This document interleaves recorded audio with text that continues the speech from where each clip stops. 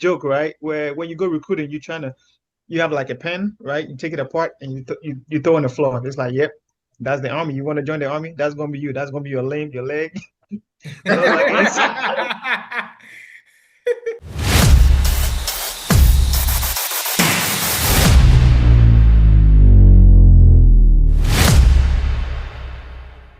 Hello, everyone, and welcome to Portbelly TV. I'm your host, Mr. Jakwata. Today, we are going to dive into a life of a retired Navy soldier and also an entrepreneur. He's going to give us some lifestyle of what he went through as an Army soldier and also the lifestyle in the US. I'm the host, Mr. Jakwata, and I have my co-host, Isaac. Our guest is Elvis Kusi. Elvis, welcome to Portbelly TV. Oh, thank you for having me.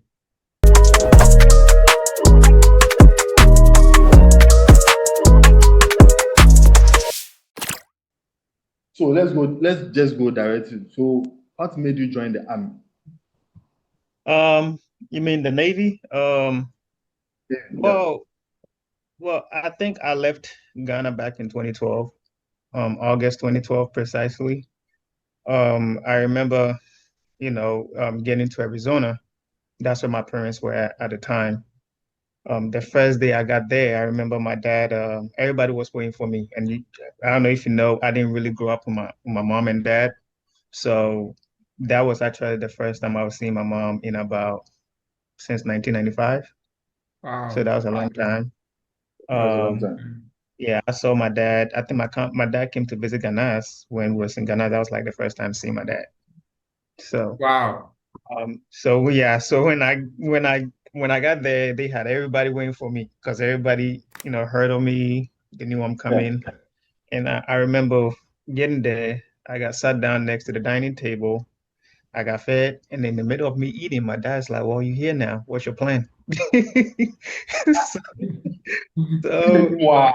Good yeah, time to he's waste. like, yeah, he was like, "Well, you here now. What's your plan?"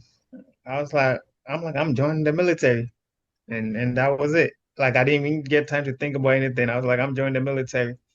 And of course, my mom was like, "No, you're not," because I mean, they know how the military is. Usually you're gone and all of that. So my mom was like, "You're not, because you just got here. So what you mean you joined the military?" And my dad was like, "Well, if that's what he wants to do." So my dad was like, "Well, this is what we're gonna do. We'll wait for your paperwork to come in, because usually when you come in, it takes some time for your green card to come in. And when your paperwork comes in, I'll take you to the recruiting center." So I think about a month or less than a month, my paperwork came in. Then I remember us going to one of the mall over here, and we went to I think we went to Marines recruiting station. Usually when you go there, you take the ASVAB. So basically they have like a pre-test of the military entry exam. So I took it. At the time, the passing score was like 50. So basically it's math and English. So at the time the score was like 50. I scored more than 50. But then I couldn't join because at the time the other requirement was for you to have some type of college credit, at least a minimum of 12 college credit. I didn't have that, so I couldn't join. So what I did was I enrolled in community college while I also worked. And then after I think about a year and a half later, I went back. I took the test without my parents even knowing because my mom was still, didn't want me to join. So I took the test with the Marines again, and I passed.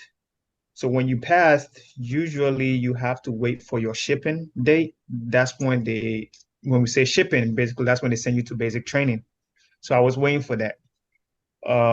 So one time, once I did that, once I was waiting for that to happen, I think my cousin at the time I was living with my cousin as well in the same house, and he wanted to join the military, but he decided to go to the Navy. And at this point, I didn't know the difference between the Navy, the Army, the Air Force. Like I didn't know the differences. I just wanted to join the military. So my cousin asked me to go with him, escort him to go to the recruiting station. We end up going to the Navy recruiting station, and the Navy all the other recruiters mostly are in the same building, around the same. You know, when you go to the mall, you have them in the same building. So we went to the Navy station. He was talking to the recruiter. The recruiter's getting his details and whatnot. And there was a second recruiter over there that asked me, was like, "Hey, what you got going on? Because you know you have a quote to meet every month, so he trying to be his quote."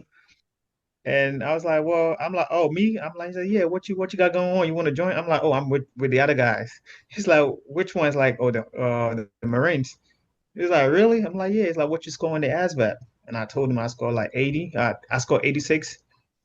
So it's like, "Oh, why are you going to the they have this rivalry things like why are you going over there? You should come over here, it's better." I'm like, "Well, talk to me about it." So he gave me a seat. We went over what the Navy does, the opportunities in the Navy. Usually it's similar things, but they're a little different because the Navy is more technical. So he talking to me about, travels and all of that. I'm like, "Well, I want to travel." And he showed me his car that he just purchased. That's how they get you. He's like, "Look, I had an accident with my car. Guess what? I got a new car." I'm like, "Damn." Like, okay, what do I need to do to move over here?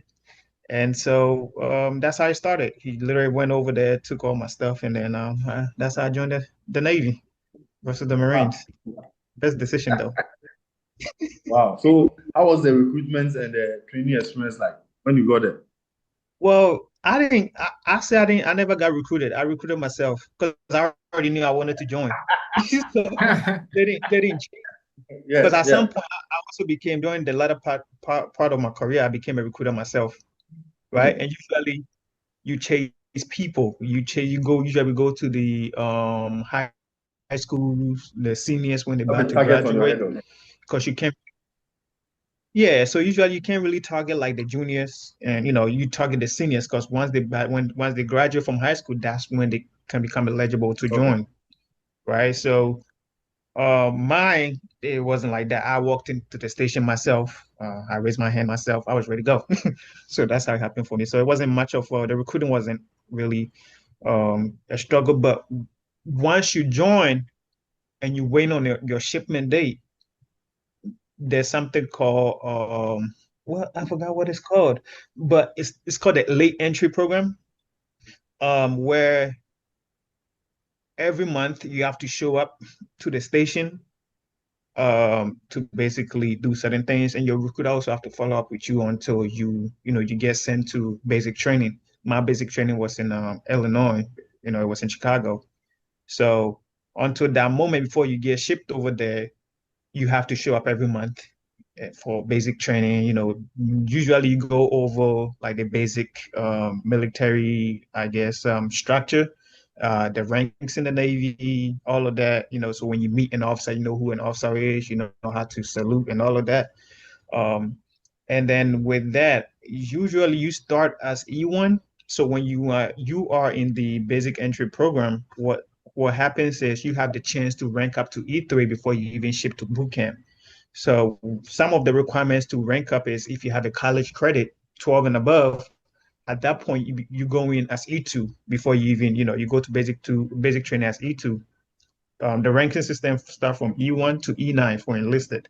So E9 is the highest that you can be as being a Navy, and the officers is from O1 to O10, which is an admiral. That's the highest you can be. The difference between enlisted and the officer, you have a degree as an officer. Enlisted, you really don't have a degree.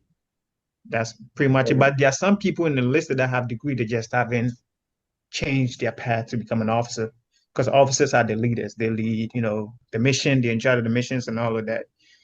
Um, and the enlistment part, yes, we have leadership roles, but officers are higher ranked than enlisted.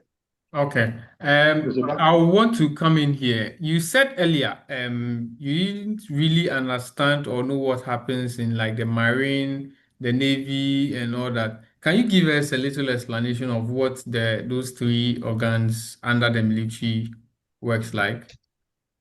So the Navy, we are sea power, right? So we are sea power, also air power. The Air Force, basically air power. So they control the air, the atmosphere, the space, up there. The Army are land. So you think Okay. of infantry, foot on deck.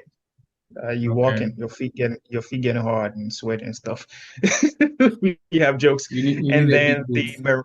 the Marines are part of the Navy. They came out. We gave birth to the Marines, so the Marines are like the infantry for the Navy.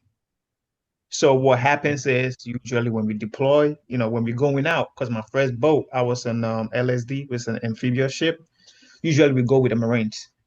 So what we do is when we get there, we just put them out to shore, and then they go do whatever they need to do, right? And then we stay afloat. We stay back behind. If we need to push buttons from the boat to attack, we do that. We don't hold guns and be on deck. We just everything that happens on the ocean, we take care of that. So you think about pirates and people smuggling stuff on the ocean and all of that, we handle that.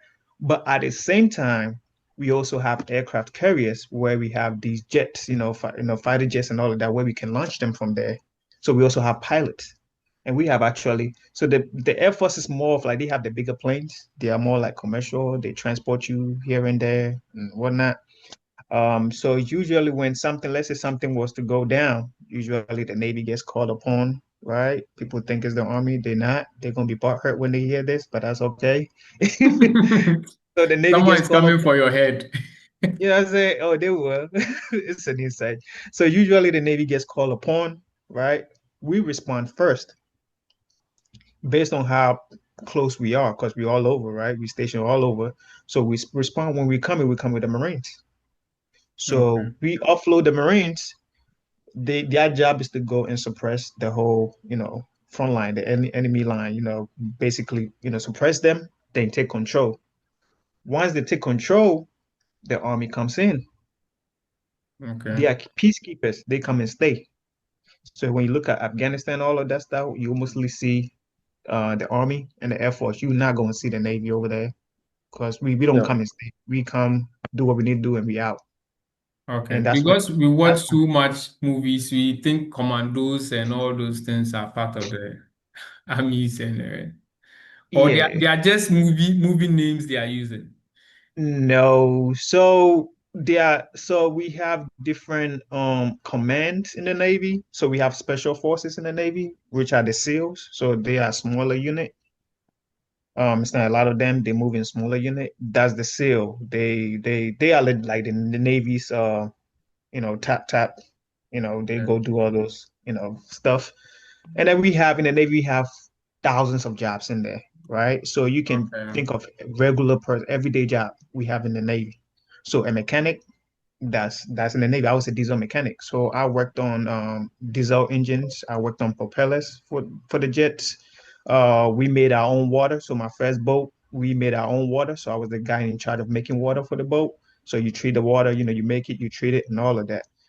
You can think of we have doctors, right? We have whatever we call them callmen, right? We have the nurses and all of that. So when you're sick, we're not about to rush you to land because when we deploy, sometimes we out at sea for 4 months, 9 months, like 4 months, 8 months. We're not about to pull in, so somebody has to take care of you. If you have like a dental issue, we have a dentist that's going to help you. Um, well, we need somebody to drive the boat. So we have people that drive the boat. We need the navigator, right? People, that's the job. They have to draw the course of the path that we're taking. Because just because it's an ocean doesn't mean you go through anyhow. Sometimes you have deep waters, you have shallow waters. You have to know the draft of your ship and where places that is good for you to pass through. Because you all remember the Titanic, right? Yeah, yeah, yeah, yeah. Because they went through the wrong channel, right? So that's somebody's job.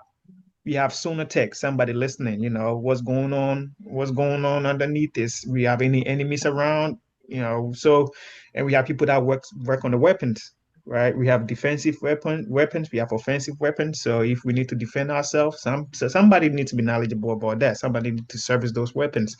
We have people on the deck, making sure the ship is in a good condition. So it's so many jobs that you can think of. So when you go in, usually based on your score on the ASVAB determines what kind of job you can get as far as the Navy is concerned.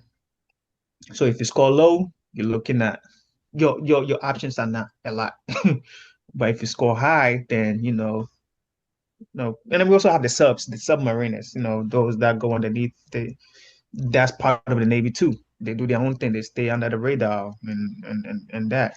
So yeah, it's a lot. Wow. So, how do you prepare yourself mentally, emotionally, if you are going on a long stretch? As you said, you can be on the boat for about on the ship for about 4 months, 8 months. How do you prepare mentally and emotionally? Um, One thing I think I was fortunate about is the structure that I had from Ghana. Going to high school, going to SHS, right? It's a boarding school. We go in 3 months, 4 months, we come home. Same thing. Like see the way we sleep in bunks, right? Up and down. It's the same thing on the boat.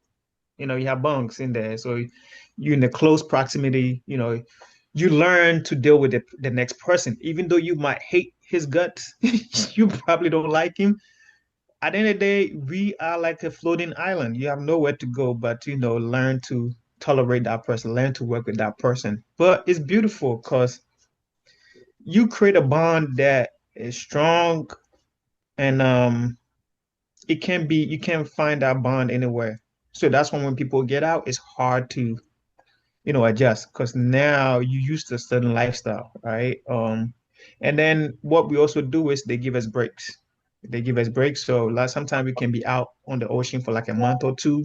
Then we pull into port. That's when you get to see other countries. So you pull in, and then they give you like 3, 4 days to go out and kind of like release all the tension and refresh your stuff, have another restart, come back in, energize, and then, back to the mission. Because at the end of the day, the mission is important. That's the priority, nothing else. But just because the mission is priority doesn't mean that people don't need to be taken care of. Because at the end of the day, your people are not well taken care of, the mission fails. So some things that you can do about sometimes you have like still beach picnic. Basically, we call it still beach picnic because there's no sand. It's just still you're on a still. So we have picnics on the boat. We play dodgeballs on the boat. We play basketball. We have fun games on the boat. We have game. Sometimes we go to the dining room and then play video games like that. Sometimes they put stuff together to make it entertaining, right? So Okay. that's how people as a cope. Personally, man, I'm always in my space. When I need to decompress, what I like to do is I like to go sit on the side of the boat and I just, look into the ocean. It calms you down, Yeah. especially at night.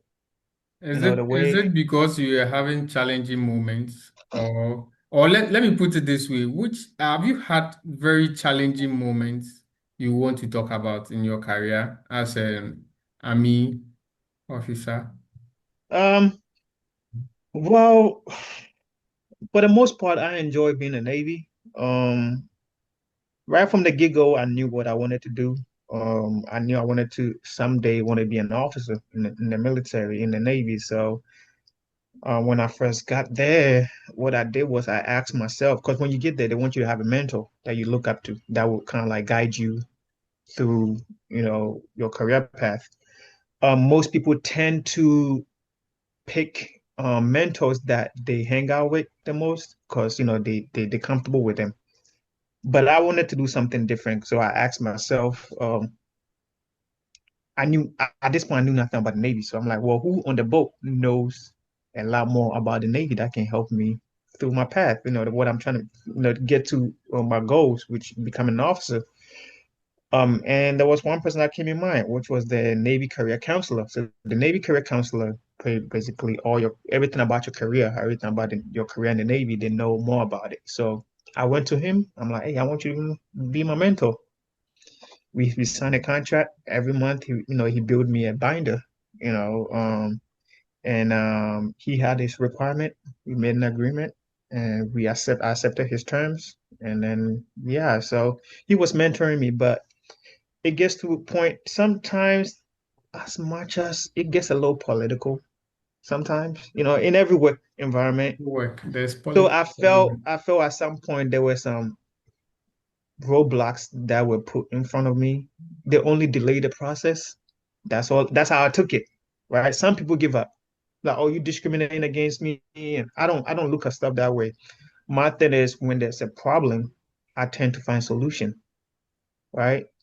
So our ranking system, we something called evals, which is your evaluation at the end of every, I think, 6 months or so. We have to a year, they have to evaluate you based on your performances.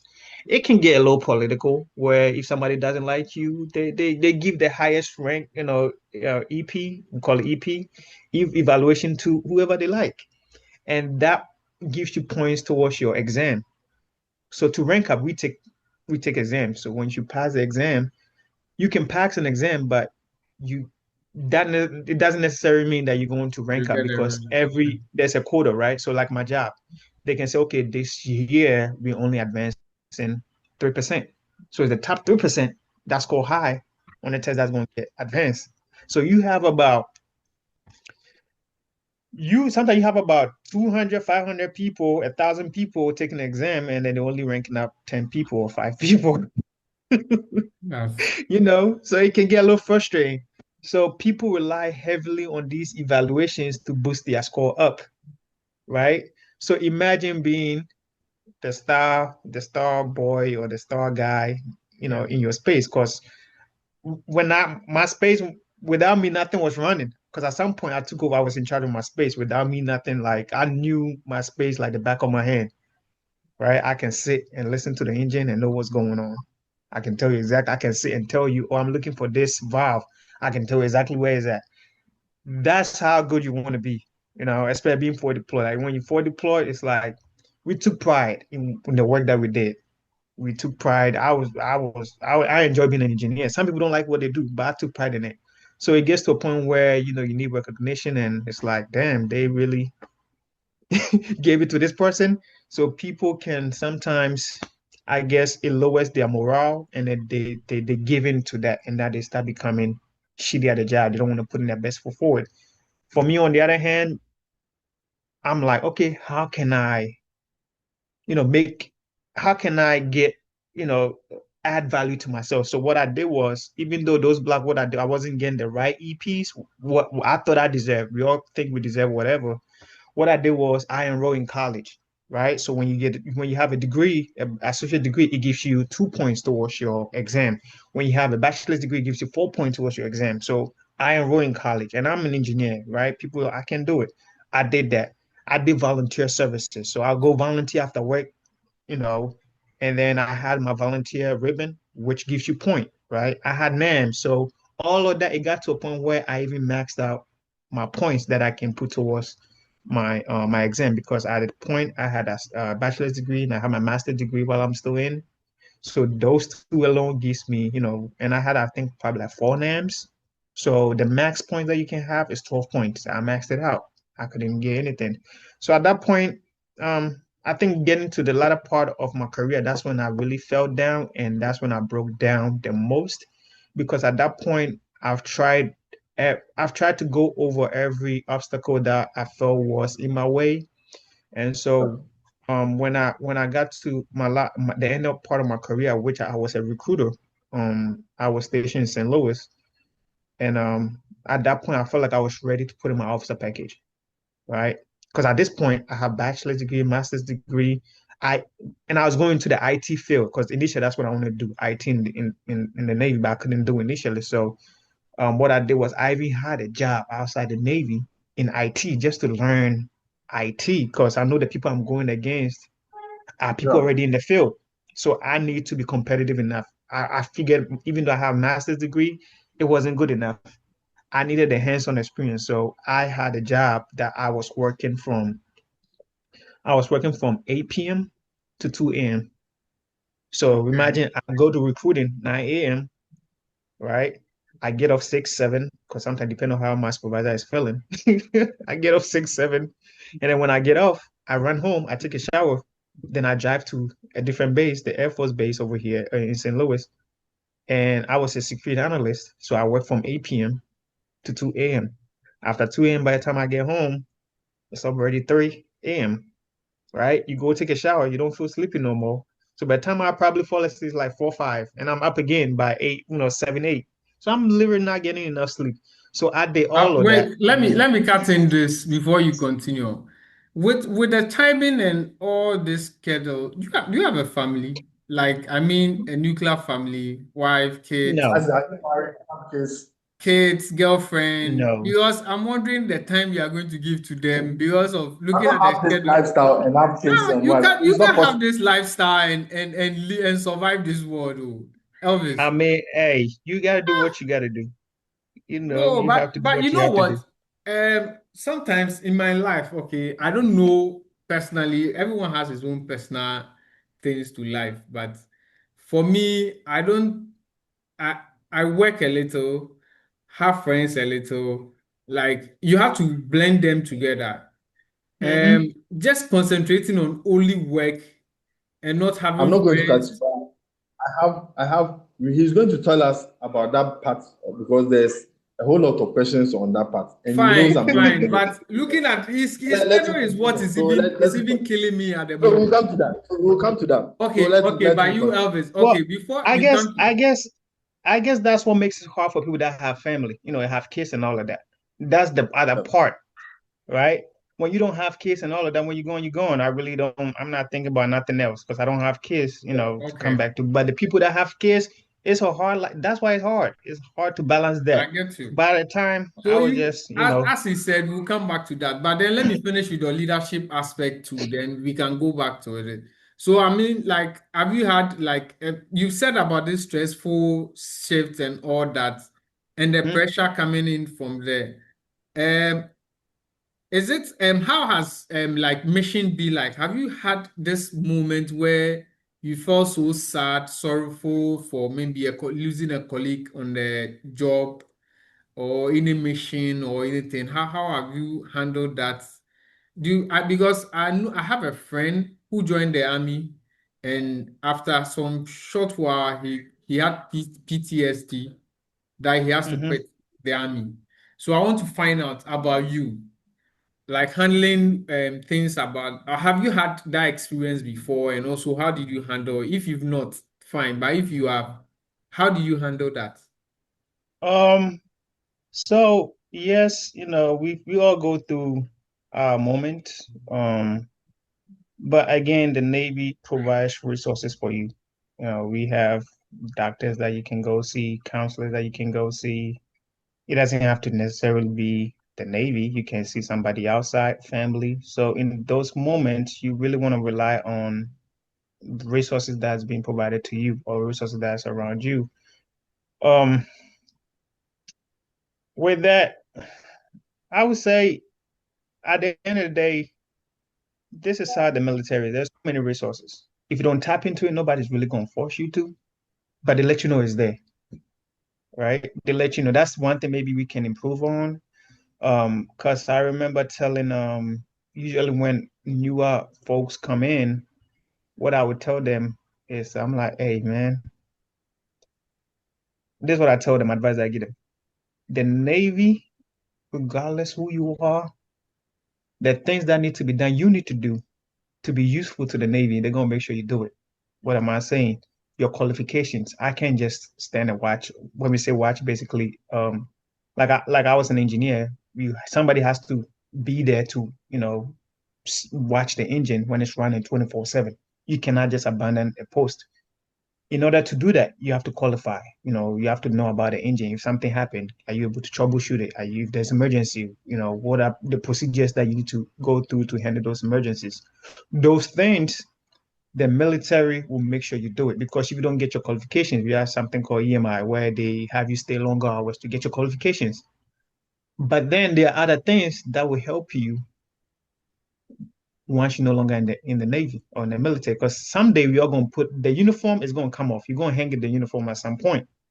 So what I tell people when they come in is that things that they don't stress about, those are the things that it should be important to you because those are the things that will help you once you're no longer in the uniform, once you take the boots off, i.e., education, mental health, and all of that, right? They will tell you is there. Um, like your finances, always the financial specialist somewhere on base where most people don't even know because most people don't go see the financial specialist. You have to make it a priority to go see that person. So if you have mental issues, you have to be the one go to the clinic or the hospital. It's there. They're not gonna force you to, but if you need to get qualified to do certain work, trust me, they will force you to do it. So that's how you handle it. Just know where you're going, where your head is at, what you think is good for you. The resources are there. Ask and go get the help that you need. Okay. If that So do you answers. still get in touch with people you serve, the people you serve with? Oh Do you yeah, still get in touch with them? yeah, a few of them. Like I said, you in this close, and here's the thing, you in this close space with these people for months, right? You make friends, they come and go, because you transferring every 2 to 3 years. You have to pick new orders to go somewhere else. Okay. So, I mean, those are the people that you have. I keep in contact with a few of them. We really good friends. I came to Ghana last year with one of them, actually. Yeah, Okay. I came to Ghana with one of them. She wanted to come to Ghana so bad. Oh, So it's a she. Oh, we thank yeah. God. We thank Oh, I God. mean, It's it's a not like she. that, but it's not like Yeah. that. So is I have a girlfriend. there any I have a ritual you guys girlfriend. do? Is there any ritual you guys do? For instance, when you watch the movies, they have the same tattoo, or they have some piercing, they have they do some traditional rituals, and do you do the same with your colleagues? Rituals. I mean, rituals. I mean, tattoos. People get tattoos because they wanted to. I don't have any. People pick up behaviors when they get on the boat. You think about it. Most of us coming in at 18 years old, 19 years old. Some of them, most of them, like this is their first job. They've never really had any job. Um, it's just back in the day when we were boarding schools, right? When we come to boarding school, Yeah, back when Ganas, you come in, the people you hang out with, most like that's what you're gonna be. You are who you yeah, hang out with. When you come in, whoever you hang out with, most likely you pick up certain behavior. Some people come in, they start to smoke, they start to dip. If that's you, that's you. But rituals, we have certain ceremonies that we perform, like let's say when we cross the equator, right? Something called the shellback. So whenever we cross the equator, like for instance, we went from Japan to Australia, right? When you go into Australia, you have to cross the equator. We have a ceremony called the shellback, where we put a whole bunch of stuff together where it's like hazing. I don't want to use the word hazing because we don't haze in the military, but that's what it's like, where you have different activities and you have to go through some channels to get to the very end of the yeah. whole thing. And at that point, once you do that, you become a shellback. That means you've crossed the equator before. So your first time, you have to go through that ceremony. You choose to do it, you don't choose to. I did it, and then the second time, now you're no longer part of the people that are being hazed. You are part of, you're on the other side where you're hazing, you know, the new ones, ushering them into becoming a shellback. So that's one thing that we do too. I remember also one time we went to Saipan from, we went from Japan to Saipan, and that was like the very first time that mission was ever carried out. It's like the longest nav range for that particular boat. It had never been. It was like 500 nautical miles, right? 1,000 nautical miles total back and forth. So our squadron was the one to do it. So on our way back, our one of the guys, it was his birthday, and then the patrol officer was like, "Well, as a gift, y'all can jump into the ocean," which was like almost part of like the Challenger Ocean, which is like the deepest part of the ocean. We wasn't that all the way, but close to it, where we jumped off the boat into the ocean just to have some Crazy. fun. Yeah, it's fun. Those are the things that I love because you get to do things that a lot of people would never in a lifetime get the Yeah. opportunity to do. So it was, And yeah. did you have any favorite ship? Um, well, your first boat will always be your favorite. It's a love and hate thing. You know what I'm saying? Like when you're on your first boat, you in a hurry, you get so sick of it. Like you in a hurry to leave. You like, I can't wait to get off this boat. Thinking that you're gonna get to the next place and it's gonna be better. And then you get to start missing your last boat. It's like, damn man, I miss because and I think it comes from the crew that you with. You build it's not so much of the job, it's the people that you're born with. You know Yeah. what I'm No. saying? So my first boat will always be my number one boat, even though sometimes I hate it, but that's what it gave me all the training that I needed. So it's like going back to your ex that you don't like, your toxic ex. Yeah, yeah, yeah. That's true. Have you had any one of the toughest deployments ever? Did you experience What? one hardest deployment you've ever think of up to now? Actually, I don't think of deployments like that. I try to enjoy every deployment that I've been on because it's an experience, right? It's an experience. I don't want to sound so positive, but that's how I looked at it. Every time I go on deployment, that's how I looked at it. It's an experience. Just make the best out of it. Life is too short, so you make the best out of it. But man, I don't think I've been on deployment. I'm like, yeah, I'm ready to go. I think most of the times, and I personally also I love being away from everybody else. I love that, that's me. I love being away. That's me. And so whenever I'm gone, it's like that's my moment to reflect, Yeah. and even back, bringing back to Ghana, it's like literally I enjoy being in school. When I went, I didn't like being home. On vacation, I get sad because when I went back home, I was sleeping in a chair. You know what I'm saying? Like, but when I come to Ghana, I have a whole bed to myself, and I like that. So, so that's been me the whole time. When I'm away, I think I'm happier being away. But as you grow, you wanna and you build a family because I guess I didn't have kids and all of that, so it wasn't tough of me, tough on me compared to other people that have family and all of that. And some people also don't like it at all. So especially imagine yourself being a job that you don't like, obviously, and I enjoyed it. So After the army, how has been your transition into the world as a civilian? So um let me go back. So if you want to leave the army, is it straightforward? You can just write to them and say, I'm done. I can't do it anymore. no, it's a contract.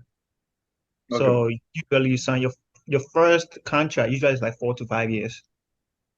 So you keep changing it. I'm not army. I'm Navy. Yeah, yeah, yeah, yeah, yeah, yeah. You But know, it's the same. we It's in the similar. mindset here, we classify all of them as army. You No, get it? Even Yeah. Air Force, Navy, we classify all those group of people as army. It's either you are in yeah. the army or you're a policeman. Get it? Okay. So Quick thing that's the mindset. when I was Today, a recruiter, we had this joke, right? Where when you go recruiting, you have like a pen, right? You take it apart and you throw on the floor. It's like, yep, that's the army. You want to join the army? That's gonna be you. That's gonna be your limb, your leg. And I was like, yes, yeah. But what was the question again? I'm sorry. so when you want to leave the If you army, want to you leave the just army. leave. And so it's a contract. You Yeah. sign a contract for.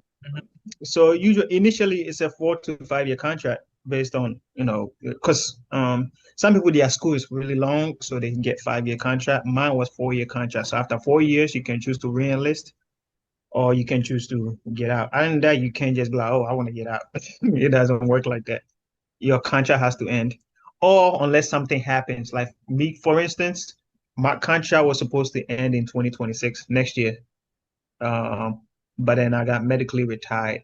So um some um some things happen, and then so I had to go to a medical evaluation board where they evaluate you and decide or determine whether you fit for duty or not.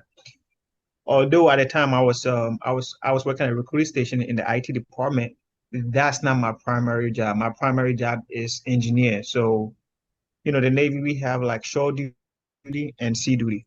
So shore duty, basically you come off the boat, you're not attached, you're not on the boat, you're not deploying. So it gives you time to kind of like, decompress, spend time with family. You go in like regular 9 to 5, right? But if you're sea duty, that means you're on a boat, you're deploying, you're going here and there, right? So recruiting was my shore duty. So when I came on shore duty, um, well, when you come on shore, usually sometimes you're not really. I wasn't doing my job as an engineer. I was a recruiter initially, but then later on I became a help desk guy, helping the IT guy, and things happened. I was found unfit, so I went to a board, medical board.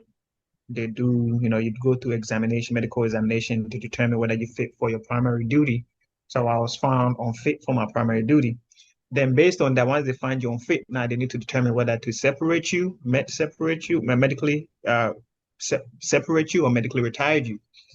The difference is if you get medically separated, that means on your disability claim that they file, if you have anything below 30% of disability claim, they evaluate you, see what's going on, and they realize that yeah, you have some issues, but it's not, you can only get like 29% of disability.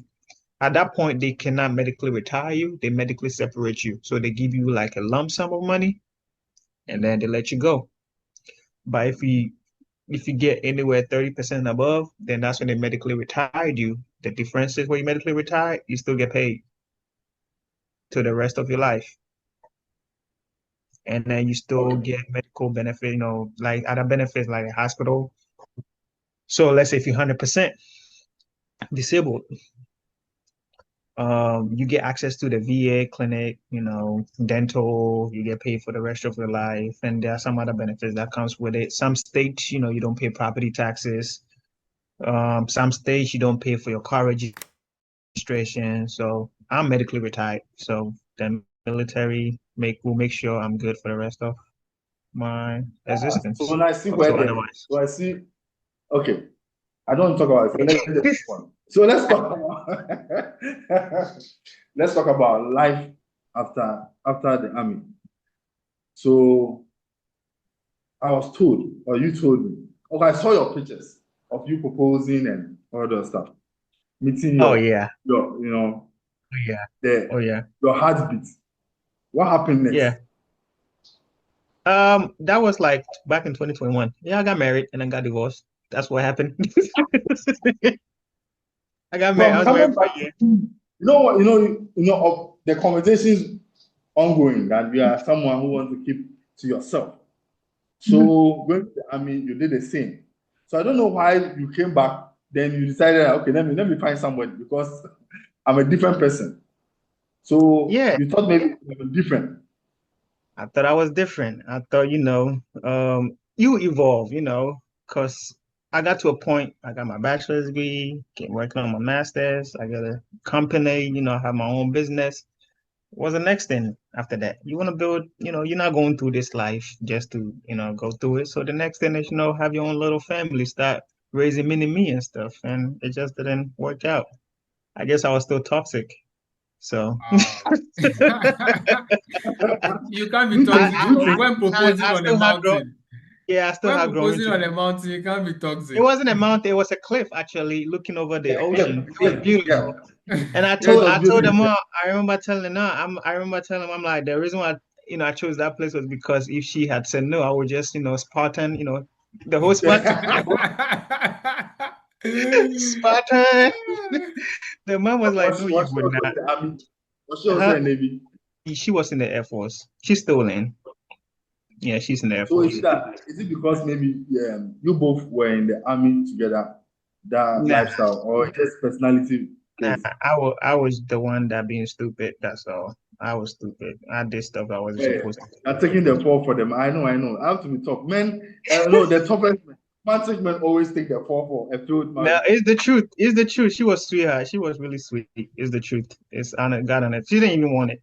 I was the one that pushed for it. So yeah, So do you yeah. think the I had some civilian fun. world, do you think the civilian world truly understand the military life?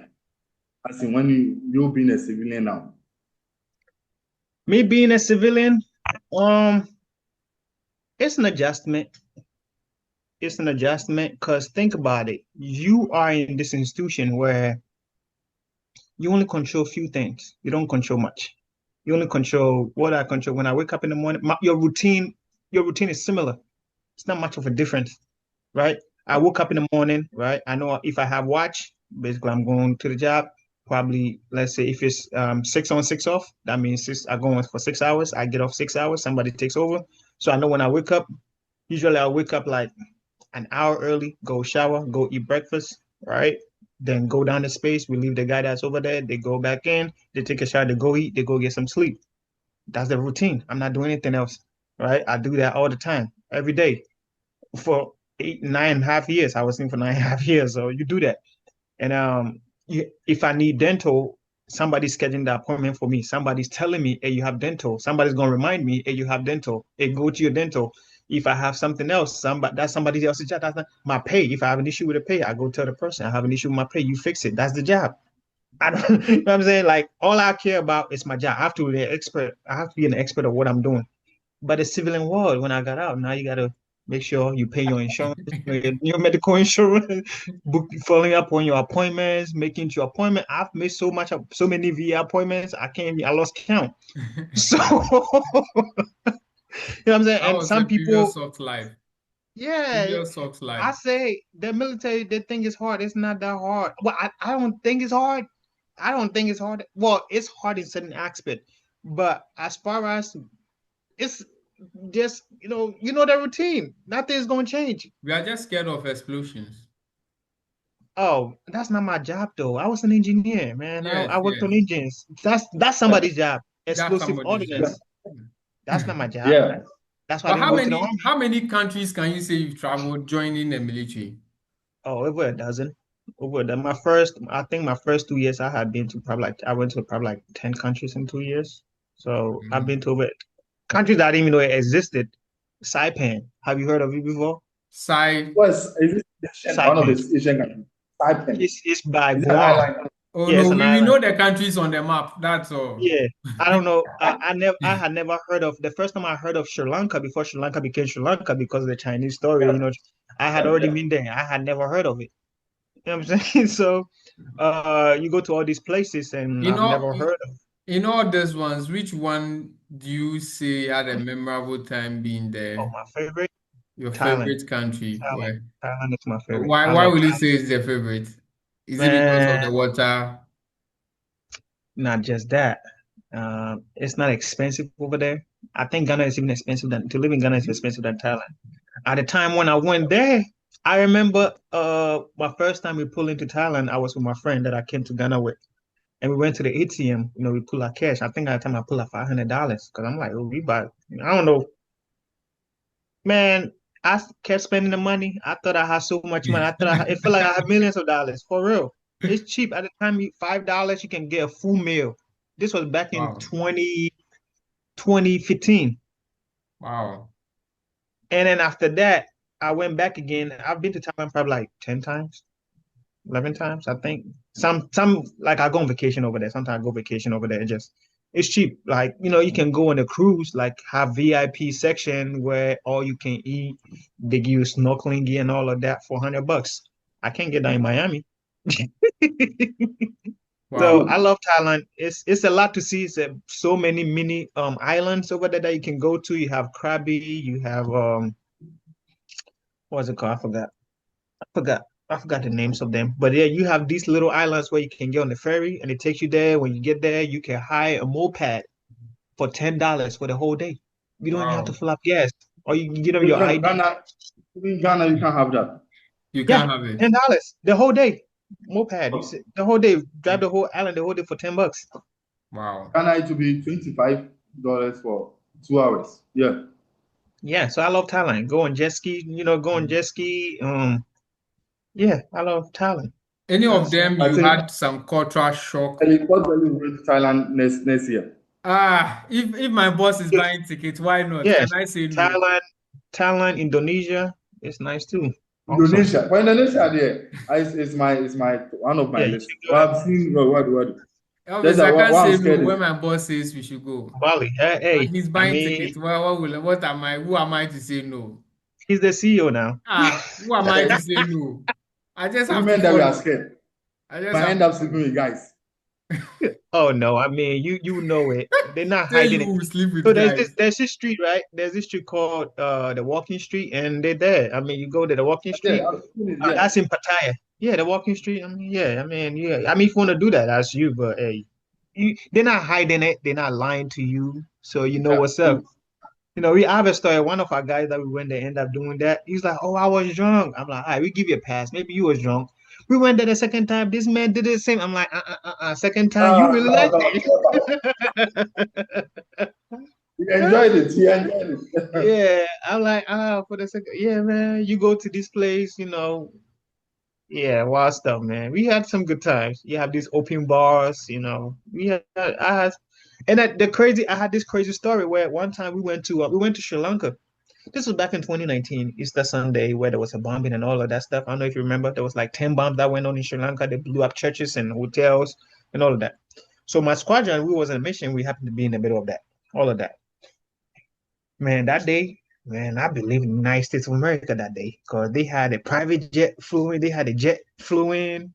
We was off like in minutes. We was gone, and we end up in Thailand. They put us in a hotel. So now we left a hostile environment and we partying. I'm like, oh, Thailand, when we got, I'm like, oh, this is my spot. I know, I know where to go. So we Yeah, was yeah, there, yeah. stay at we stayed in the hotel for like 4 days before we went back to Guam. And it was crazy because it's like we literally came from a hostile environment and it feels like nothing happened. Yeah, It's good times, crazy. good stories. Yeah, that's the military, man. So see, when you go to the United States, your dad asks you, what's next? So now, let me throw the question back. So after your life as a civilian, what are some of the projects you are on to now? Um, so I have real estate. So I have a few properties that I'm renting out. That's how I started. So I had a property I was renting out, and that got me into a new business called it's an assisted living facility where I take care of like the elderly people. You know, back in Ghana when you're old, you have a whole family that takes Yeah. care of. And people are busy, they can't take care of their parents, all of that. So I have an assisted living where we take care of the old people, so services. So we help them with their ADLs, which is a daily activities.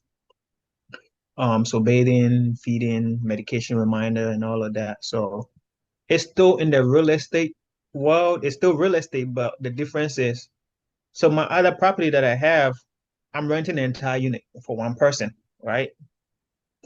And they pay you whatever amount. Uh, let's say, for example, let's say they're paying $3,000 a month. That's for that unit. The same size of house, the same amount of rooms, right? The same size. Now, in my other assisted living, my other business assisted living, now instead of me renting the whole house, I'm renting out a bed. So I could be renting out a bed for like 4,000, 5,000 per bed. So imagine if you have 10 beds, that's 10 times five. So a month you're making 50,000 versus 3,000. You're still in the real estate business. So that's one thing I'm doing. And then I also have a farm in Ghana. I have like 22 acres of palm plantation. Um, it's in somewhere in Eastern region, Chumgwa. So that's where it's at by, I think, a little further from a Brigels. So the goal is to basically have our own palm plantation, but the goal is to open a refinery to refine the raw products into palm kernel oil and palm crude oil. Add some value to it because when you look at the profit margin, it's huge. When you sell the raw fruit, you sell the raw fruit for like $100 per ton, but when you refine it into either crude oil or palm kernel oil, crude oil is around like $938 per ton, and then the palm kernel is like $1,500 per ton. So, since our president, wants to go into agriculture, I was like, why not? Let's put some value on it. So Yeah, yeah. if Chada is watching, I need investors to build my refinery. Or if the president is watching, Yeah, I need yeah, yeah. Oh, We will so send actually, this to oh him. no, now we have a deputy. We have a yeah, deputy who is a yeah, young person who are championing the youth to invest in yeah, agriculture. So when you get in touch with him, he might also sort you yeah, out.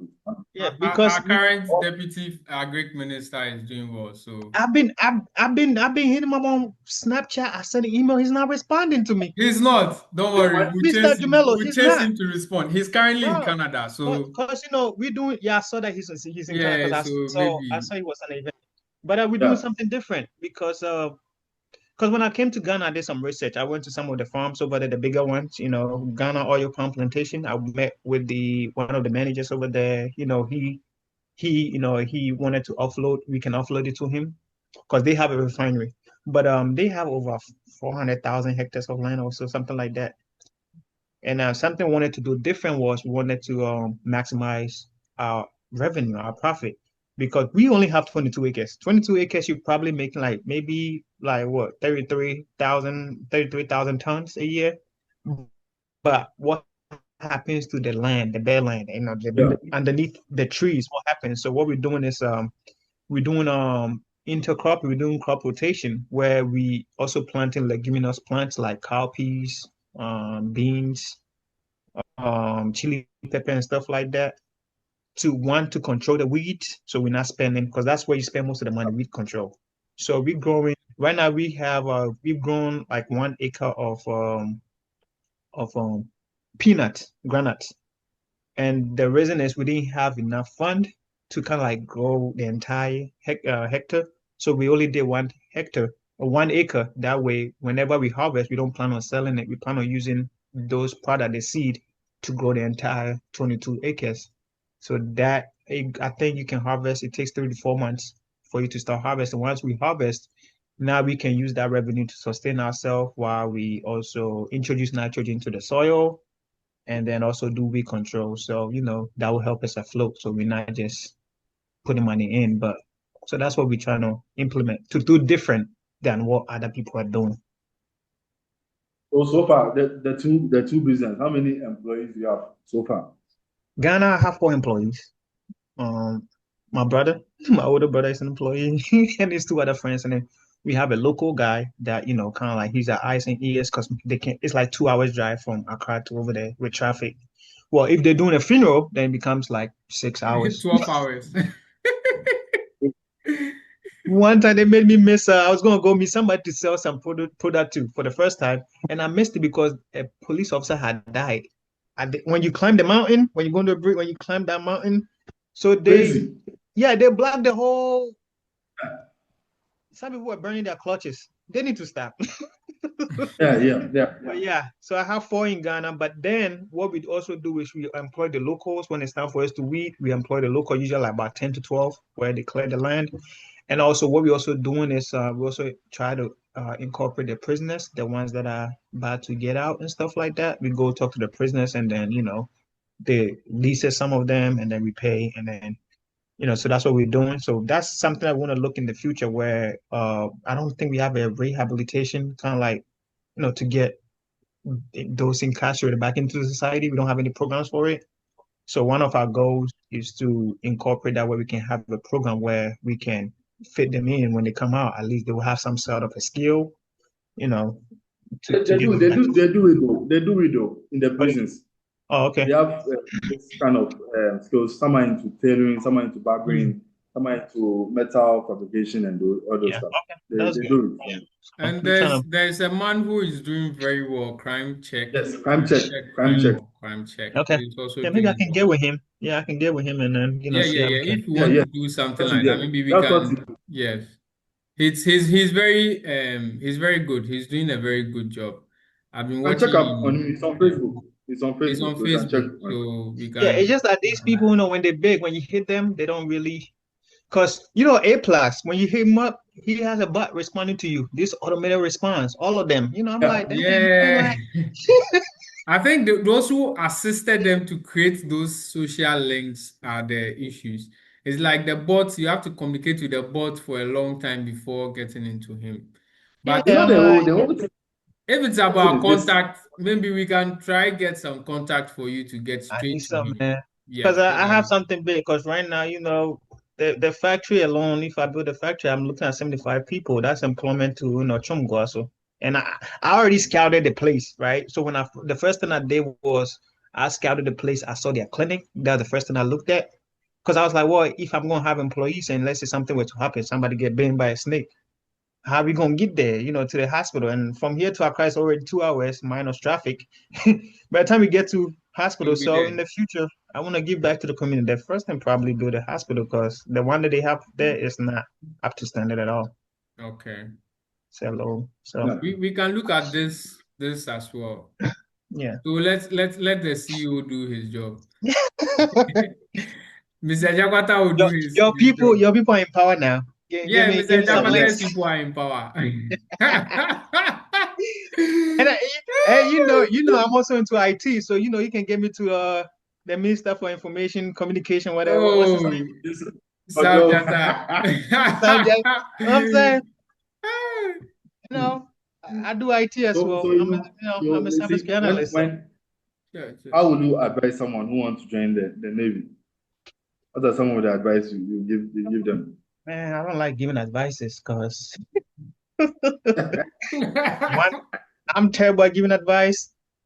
But Okay. I say, what in general, whatever you want to do, right? I think, and I told my little sister that I think people are so fixated on when they want to do something, they tunnel vision, right?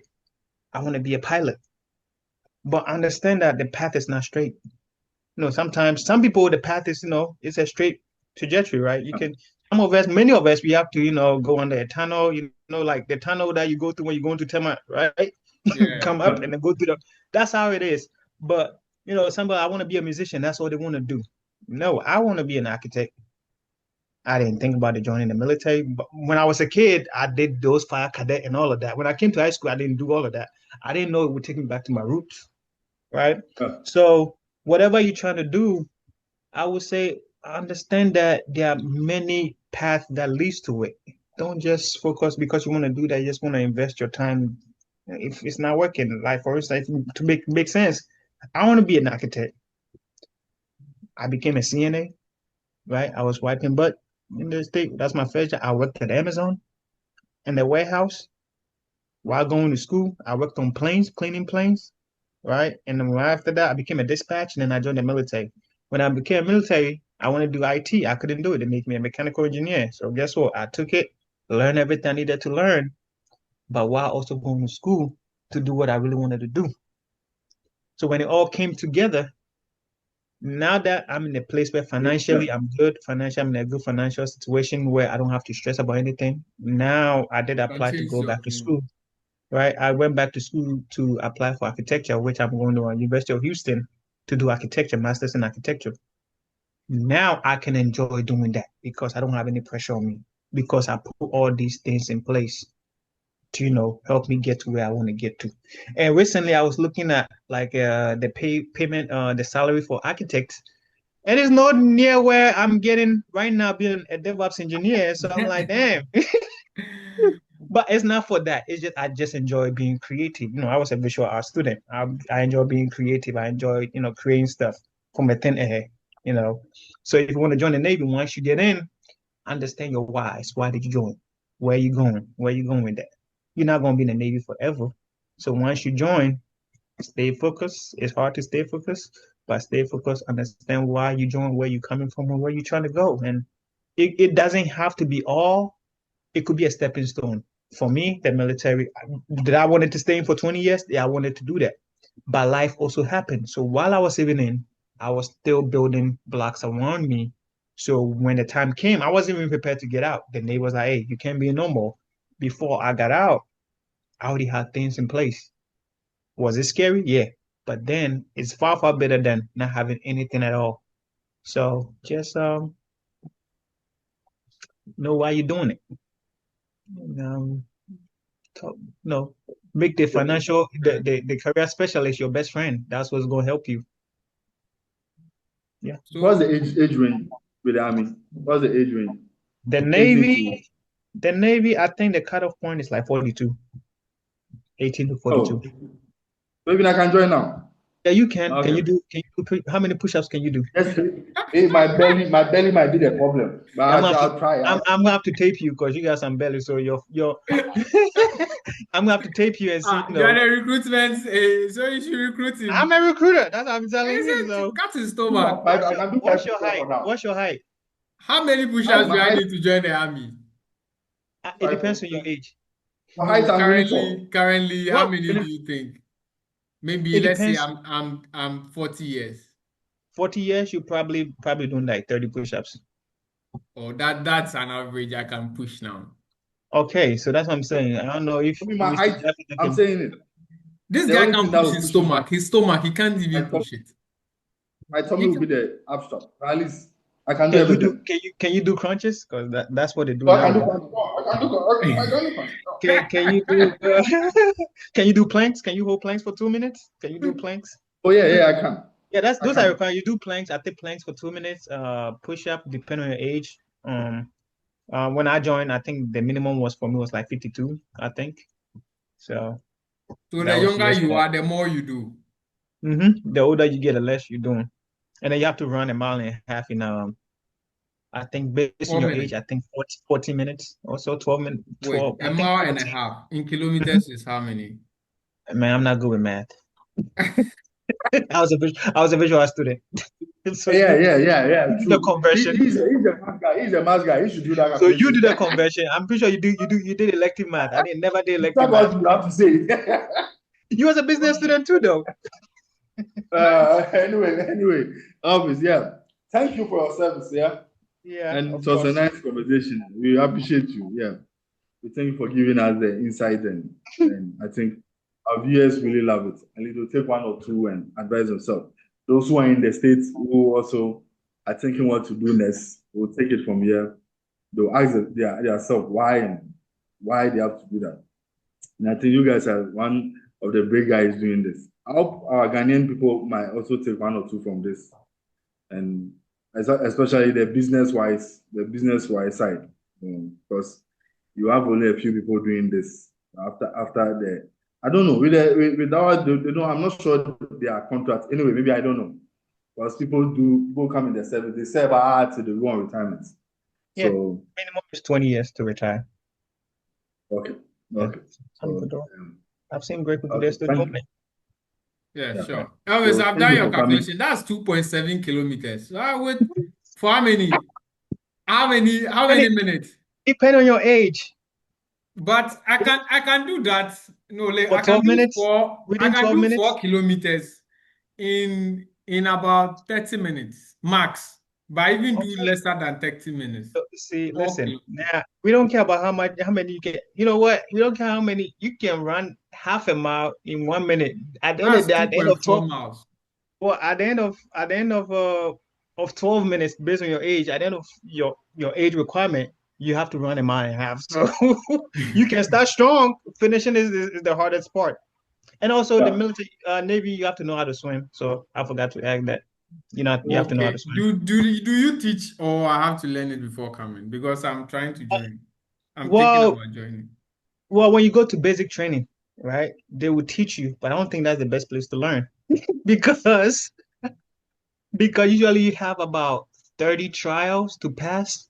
So that's like 30 days Wow. to pass the swim. So usually what happens is you go in the first time you get to the pool, they have a tower, I think it's like 12 feet tall. You Yeah. stand on it and then you jump off it into the pool, which is like 12 feet deep, right? You jump on it. Once you come up, then you have to swim to the end of the wall, swim back, and then you do a dead man's float, and that's how you pass, right?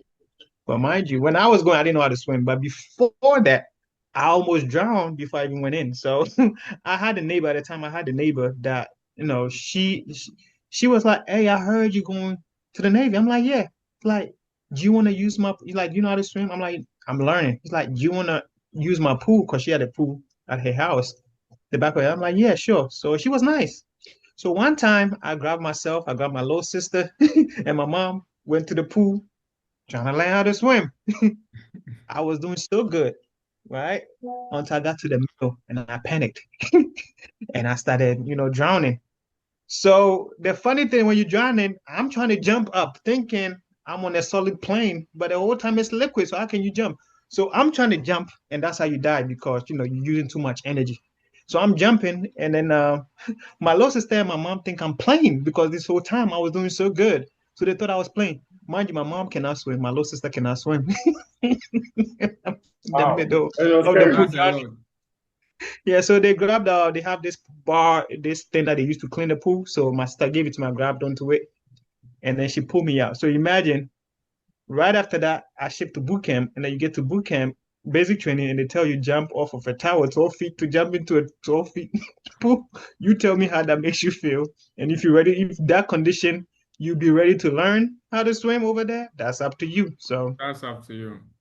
go to Yeah, Choco. sure. What's the beach in Ghana? What's it called? Lavadi Beach. Abadi, Go to Labadi Beach and practice over there before. Ah, I am going to die. That place there. you die, you die. Charlie Elvis, thanks for your time and all the insights. We are very You're good. welcome.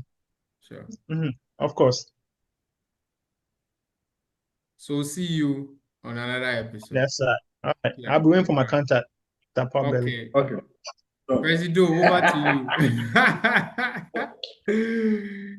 oh, there's another episode. We are ending the episode with life of a Navy soldier in the US.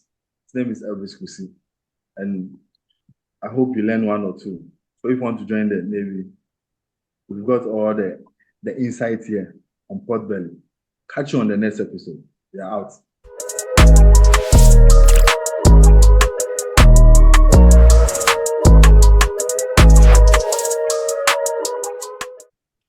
Man, Jack Manager. can't tell you baby school father.